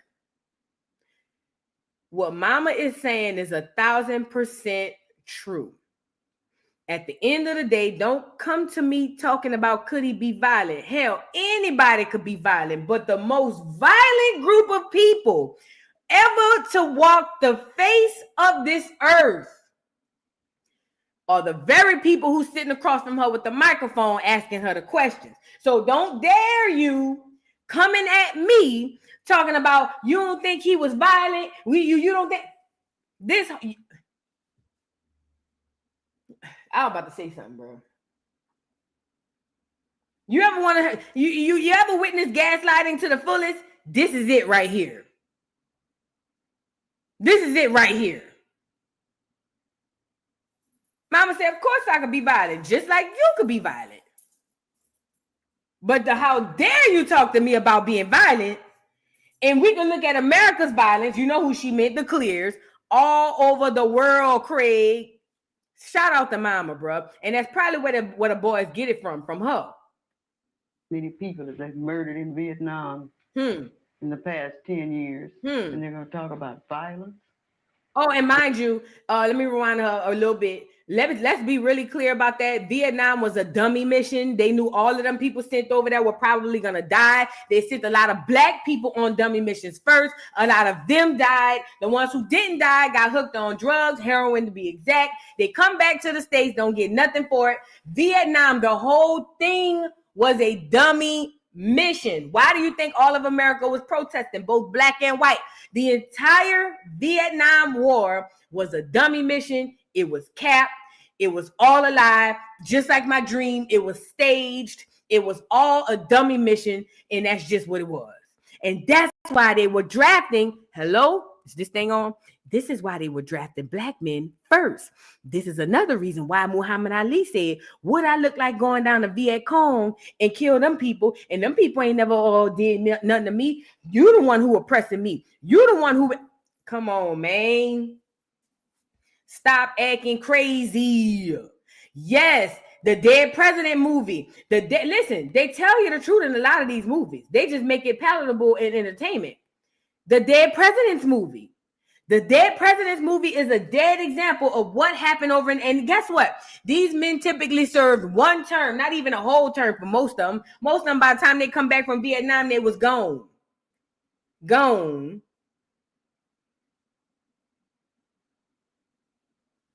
Why you think vets were throwing their Purple Hearts and burning they awards and shit? Mama is cooking. What Mama said was absolutely right. How dare you sit up here and talking to me? Mind you, during this time, they're in Vietnam as they speak. You could never check me. Who gonna check me, boo? You could never sit across from me telling me about he may be violent. Are you dumb?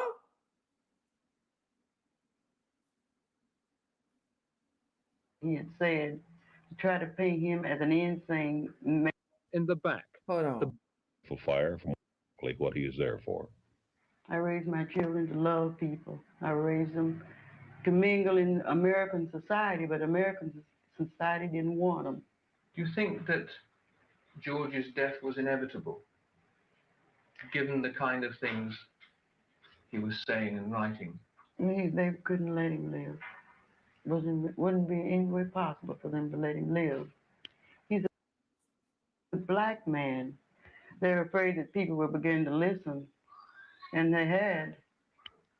People all over the world had begun to listen to George. And that's why they got him out of there. And I certainly know the people in this country had. That's the reason why they framed him to be murdered the way he was, to try to discredit everything that he had said.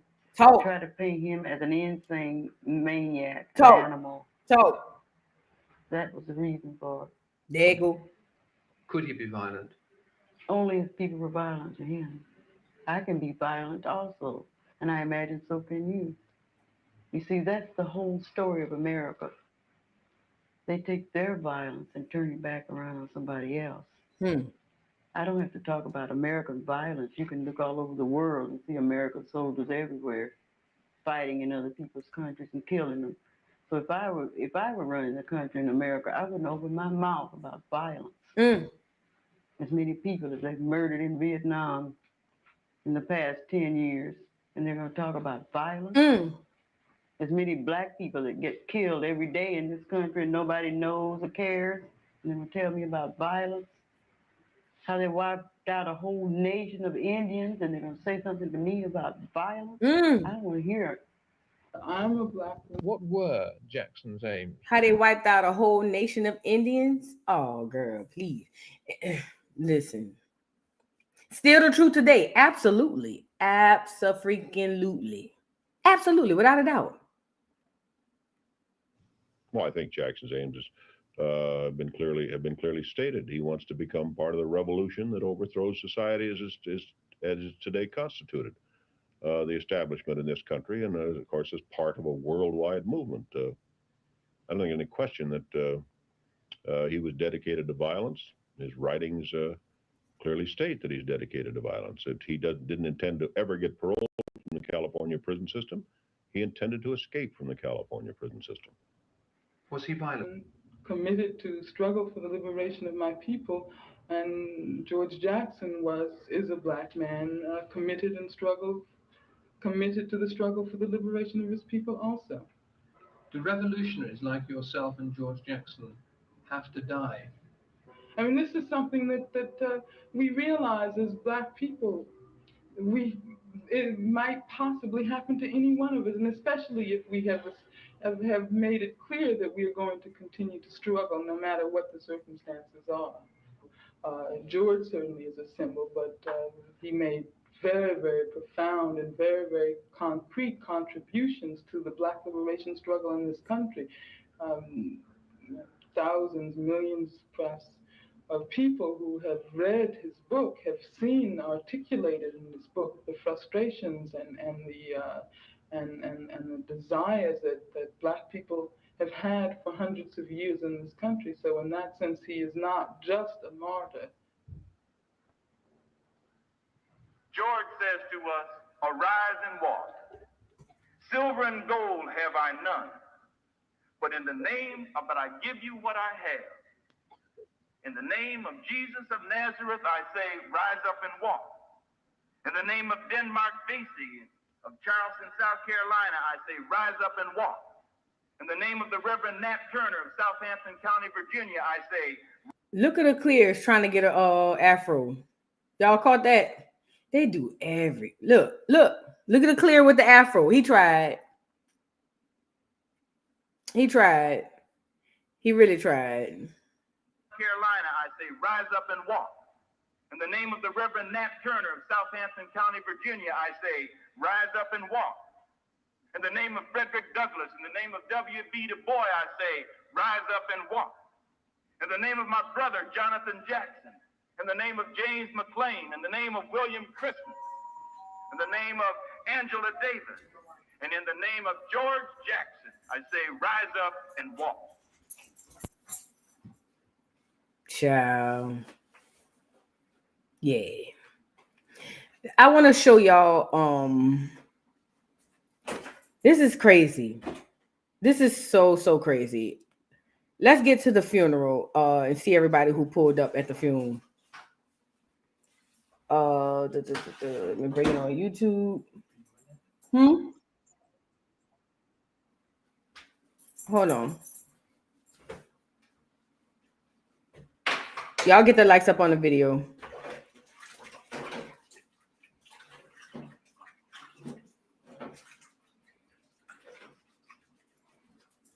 This is the funeral, y'all.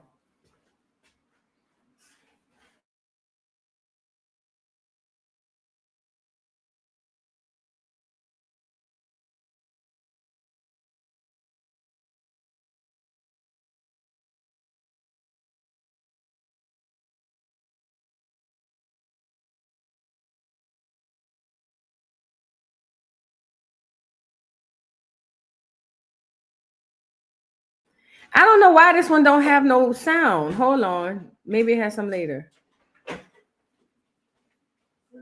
This one got the sound off? Damn. Hold on. I'm gonna find another one. Y'all can watch this, but hold on. Yeah, so he had a funeral. A lot of people showed up. They say it was crazy. Clears and all was there, obviously. And, you know, they can't let us do nothing by ourselves. Listen, I just want to say this, and this is just unfortunate, but it is, if you want to call it unfortunate, let's go with that. These are the facts. Until we find a self-independence, any type of self-independence on our own, we are never going to make it. We are literally never going to make it. We just can't. We just can't. We just can't. Hold on. I think this, okay, here we go. This is a better one. Let me pull it up on YouTube itself. This is a better one because you can actually see the thing. He killed a prison guard in reprisal for the shooting of other convicts. The three, George Jackson, Fleeta Drumgo, and John Cliché, became known as the Soledad brothers. August 21st, 1971, San Quentin. 3 guards and 2 prisoners killed in an alleged escape attempt. George Jackson shot dead.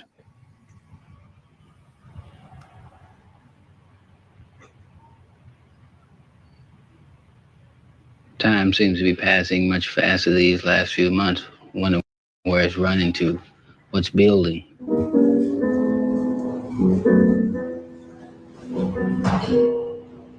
Well, I'm positively displeased and I'm positively destined to remain so. Someone may have to get hurt, but power to the people. George. Look at all them people. Fear, the emotion that stiffens and inhibits the mind of most men, causing them to be incapable of acting in their defense at the moment of trial, is totally lacking in me.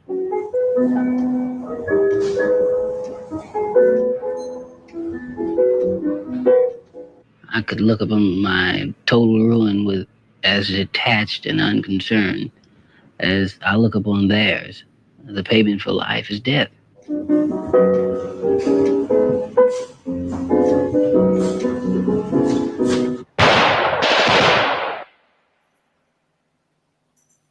I wish I knew how it would feel to be free. Oh, I wanted to say this too. The mother, you know how we were talking about this on another channel, but the mother on another time, but the mother said that when she went in to view the body, because that's something that we do, when she went in to view the body, she said the body was so mutilated that they thought that she wouldn't look directly at the body. But the mama said she had to see him. And when she seen him, she knew that the story that they told about him getting shot twice was completely false. She says what they did was they thought by telling me all of this stuff that I was gonna be afraid to look at the body. She said, but I looked at my child. I looked at my child. She said, and what I saw was not what they're saying happened. So apparently they Swiss cheese the hell out of George Jackson. And trying to make it up, oh, well, he just got shot twice by a prison guard for trying to escape. None of it makes sense. None of that makes sense. But the mama did say that. She said, I looked at my child. And that's not what happened to him from what I could look at him. Wish I could break all the chains holding me. I wish I could say all the things that I should say them loud, say them clear, for the whole round world. I wish I could share all the love that's in my heart, remove all the bars that keep. George Jackson went to prison a rebellious 19-year-old black. 11 years inside, most of the time locked alone in a cell for 23.5 hours a day, turned him into a revolutionary. In a series of letters from prison, Jackson recorded his developing insight into the conditions of his country and people. Their publication made him famous. They became a vital text for black revolutionaries in America. Extracts are read during this film by an actor. I've surrendered all hope of happiness for myself in this life to the prospect of effecting some improvement in our circumstances as a whole. I have a plan. I will give and give and give of myself until it proves our making or my end. I'll be starting anew. Well, I will. This is, yeah.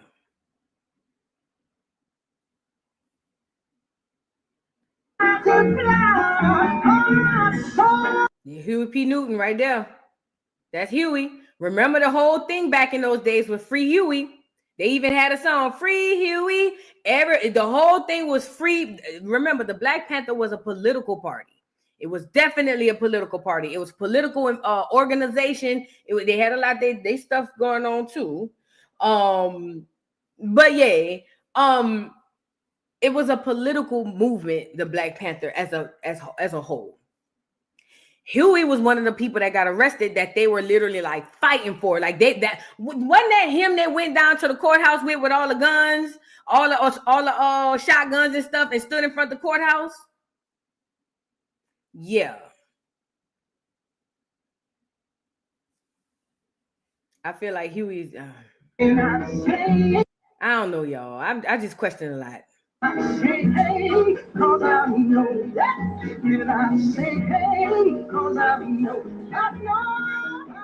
There's no turning back from awareness. If I were to alter myself now, I would always hate myself.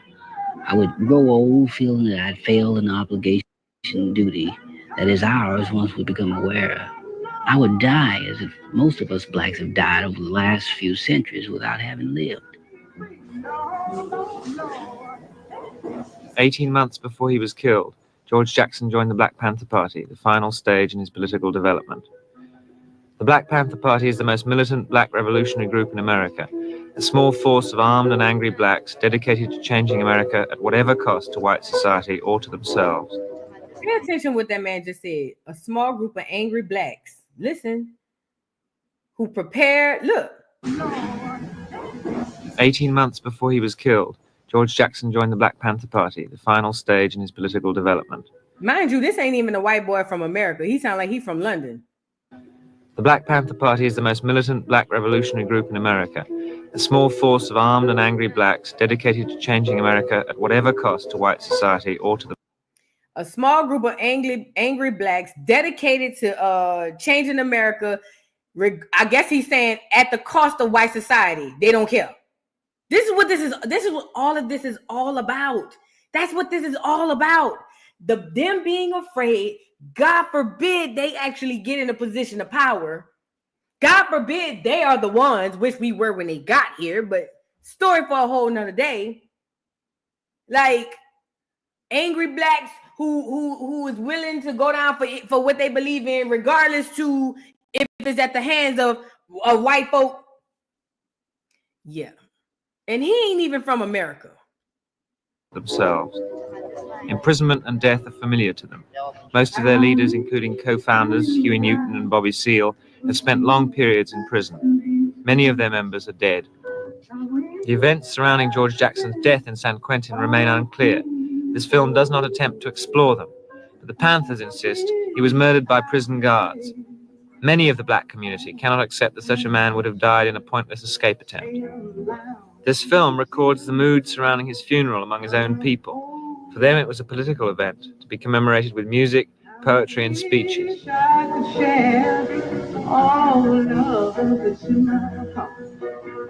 the Jackson family, violent death is not new. Only last year, Jonathan Jackson was killed during an attempt to force the release of his brother George. From the book of the Acts of the Apostles, chapter 3, verses 2 through 6. And a certain man, lame from his mother's womb, was carried, whom they laid daily at the gate of the temple, to ask alms of them that entered into the temple, who, seeing Peter and John about to go into the temple, asked for alms. And Peter, looking at him with John, said, "Look on us." And the beggar gave heed unto them, expecting to receive something from them. If I leave here alive, I'll leave nothing behind. They never count me among the broken men, but I can't say that I'm normal either. I've been hungry too long. I've gotten angry too often. I've been lied to and insulted to too many times. They've pushed me over the line from which there can be no retreat. I know they won't be satisfied until they push me out of this existence altogether. I can still smile sometimes, but the time when this thing is all over, I may not be a nice person. I just lit my 77th cigarette of this 21-hour day, and I'm gonna lay down for 2 or 3 hours, and after I'll sleep. From that car with love, George. Now the history. This is my 77th cigarette in the 22nd hour of the day. I'm gonna lay down for a few hours, and then what? God damn. The history of the beggar is a history of our people. It's the history of black people. Because every black person in this country has been born lame and crippled from his mother's womb. From the time we've left the black wombs of our beautiful mothers, black people have been crippled and maimed and murdered, suffering from the black condition. One of the things that we wanted people to understand, that the prisons are an animal all unto itself. You know, it has its own way of producing a certain kind of individual. A man, when he first goes to prison, comes there as a victim. He may be little aware of the kinds of circumstances that brought him there in terms of the courtroom. But after he is there, there are certain things that's made by the repressive kinds of situations. The fact that when you first come there, all your individuality is taken away from you. That's one of the reasons why you wear all the blue shirts there. Secondly, if you could understand what happens to a man's mentality after years of waking up to bells and going to bed by bells, going to work by... Ella said, fix your face. Let me tell you why I'm looking crazy, because I'm listening. Listen to what the preacher telling them at the funeral. This is where the shaping comes from. Like, that was crazy to me. Listen to what the preacher telling these people at the funeral about basically making it seem like being black was a curse. This is where the reinforcement comes from. That's why my face started screwing up. Y'all know I have a problem with my nonverbals. I don't know how to not show on my face what I'm thinking. Love, George. Now, the history of the beggar is a history of our people. It's the history of black people. Because every black person in this country has been born lame and crippled from his mother's womb. This is why I think the black church was good in some aspect, but it was also toxic in another. This man just said every black person in America was born lame and crippled from their mother's womb. Do you understand what that does to the psyche? Do you understand what that does to the subconscious? Not this, the subconscious. Oh my God. From the time we've left the black wombs of our beautiful mothers, black people have been crippled and maimed and murdered, suffering from the black condition. One of the things that... What does he even mean by suffer? I mean, I get what he's saying. Suffering from the black condition, meaning being black, being persecuted, blah, blah, blah, blah. But I just don't... You would think somewhere like a church would be something where you uplift... Okay, I just, and then you wonder why our parents who grew up in the 70s have the mindset that they have. This what they was learning at school, at church, because the mama was going to church even if they wasn't at home. Yeah, basically no hope. Like, you're doomed. You're done. You're never going to get, like, this is it. You're in hell and there's nothing you can do about it. You're born lame and crippled from your mother's beautiful womb. Beautiful, yet it produces a lame and crippled. This is what I be saying. It's all these institutions are working simultaneously. That's all. That's why I was making them faces, y'all, because I'm just like, what? We wanted people to understand that the prisons are an animal all unto itself. You know, it has its own way of producing a... You know, I see why most black men didn't never really go to the church. They had black men in the church, but typically it was always black women at the church, because a lot of this shit logically don't make sense. Like, it just, I see why. kind of individual.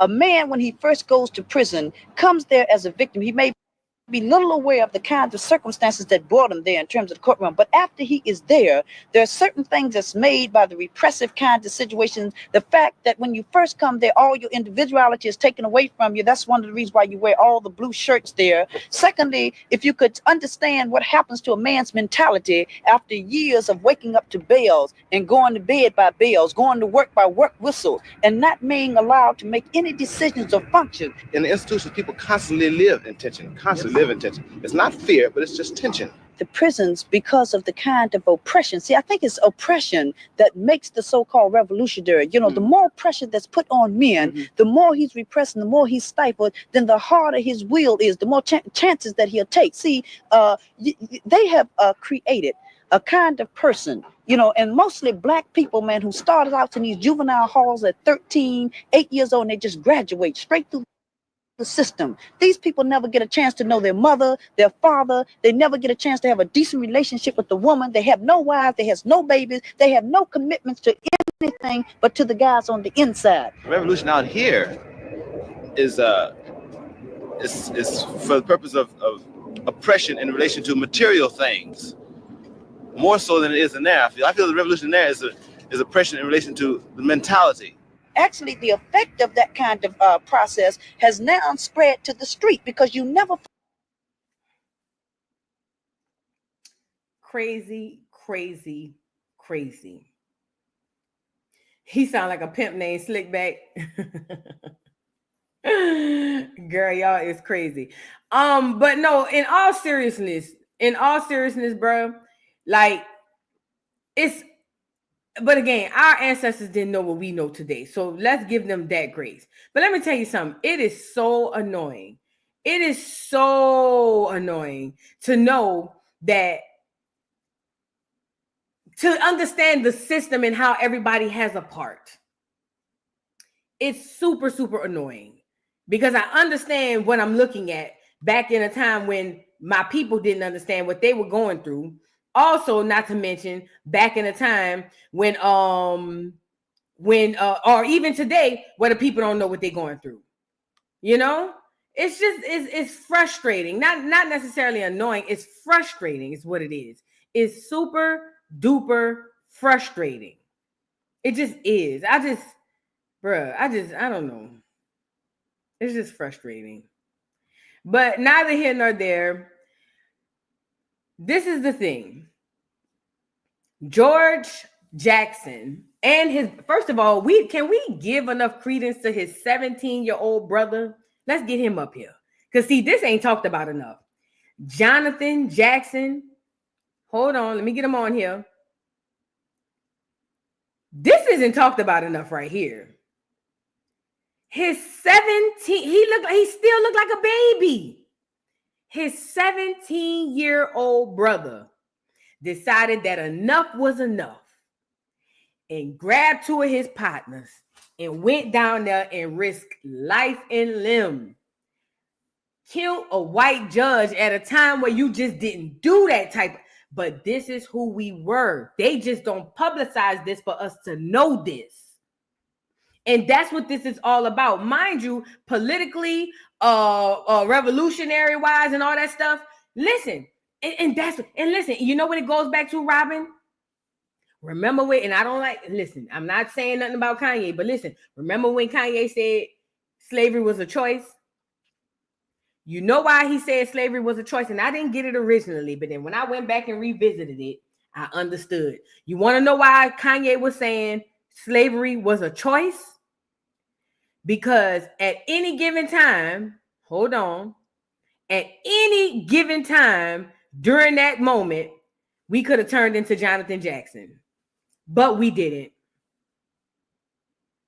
It wasn't like that was it. There's no other way. It's just it. And honestly, I'm glad you put this up, Virgo. Hell, today is still a choice.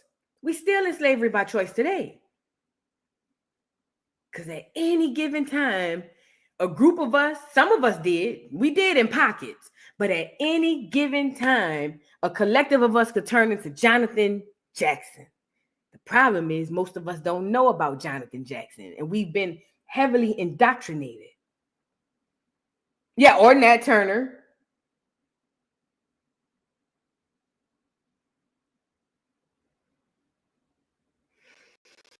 Crazy work, ain't it? There's a reason why they keep these stories hidden from you. Yeah. And you know what, too? I'm glad you brought this up, Atomic Indigo. Most of the revolutionary were kids. They were teens. That's another reason why the civil rights movement went and grabbed who? The teens. That's one of the reasons. One of the reasons why, because that's where the influence comes from. But ultimately, they went and grabbed the teens too because they needed, every yin needs a yang, every good needs a bad. They wanted to gather a group of kids who were opposite of these revolutionary radical blacks.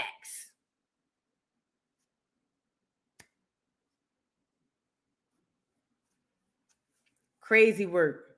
But I just want to say rest in peace to Jonathan Jackson. Not only Jonathan Jackson, rest in peace to the good brother, good elder, George Jackson. The mother, I understand why she raised the sons that she raised. She did an amazing job. And they got their strength and their spirit from their mama, and you can see it without even trying to look.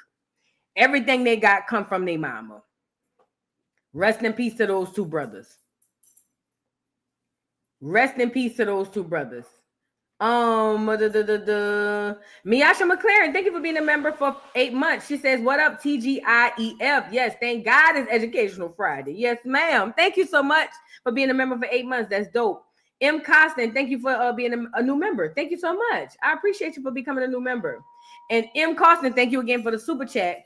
Hey, Voodoo, new member today, but a lifetime sub. Thank you so much. Love you so much. And all your work, definitely learned so much and look forward to learning so much more in the future.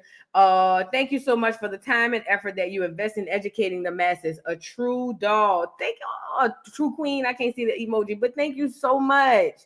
I really, really, really, really, really appreciate you. Thank you, thank you, thank you, thank you.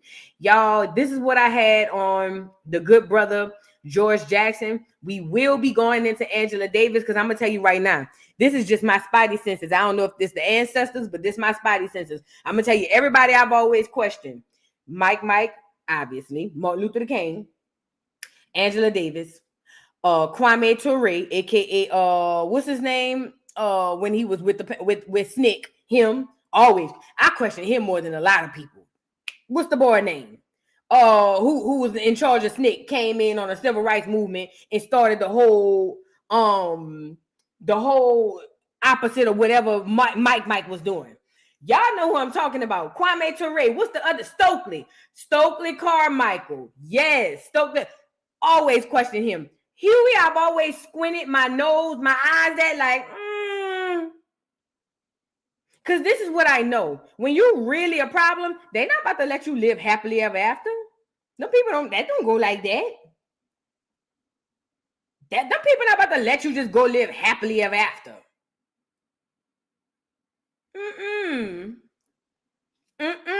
That don't go like that. Who else I've always looked at sideways in those movements of those times? It's a few of them. And recently I started looking at Fannie Lou Hamer.